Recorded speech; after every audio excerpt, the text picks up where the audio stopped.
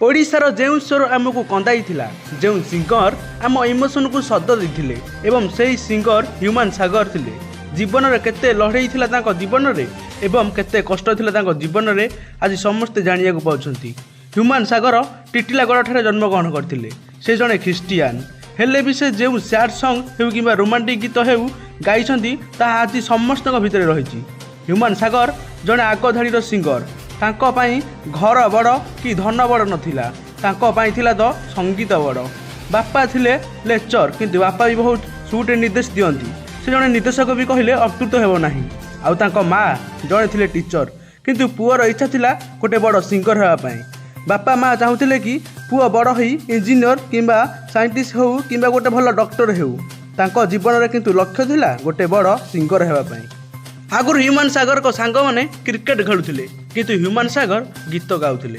बेले बेले सांगसाथी मैंने बहुत हैरान करती और गीत को नहीं मजाक उड़ती। कॉलेज रे होइथिबा फंक्शन किंतु जीवन को बदलाई देइथिला। जो मैंने गीत को नहीं कमेंट करुले आज से मैंने ही गीत शुणी ताली मारुछंती। पर 2012 रे ह्यूमान सागर जीवन में आसला turning point. Voice of Odisha season 2 रे जोग देइथिले। तांको स्वर रे से समस्त को झुमाइथिले आउ तांको स्वरर मूल्य भी देखाइथिले। आउ एइटा ही थिला तांको जीवनर प्रथम सक्सेस। सेठू आरंभ हैला तांको सिंगिंग लाइफ। जड़े सिंगर लाइफ रे एते दुख थाइकी भी से आज जड़े ओडिशार 1 नंबर सिंगर बा सैड सॉन्ग किंग भाव में ह्यूमान सागर को बुझा जाए। से जड़े सिंगर हेई तांको लाइफ को स्टार्ट करथिले आउ जड़े सिंगर होई तांको जीवन हारिदेले। आमर यही चैनल माध्यम बस भगवान पाखे आमर एतिकी प्रार्थना है कि ह्यूमान सागर अमर आत्मार सद्गति हेउ।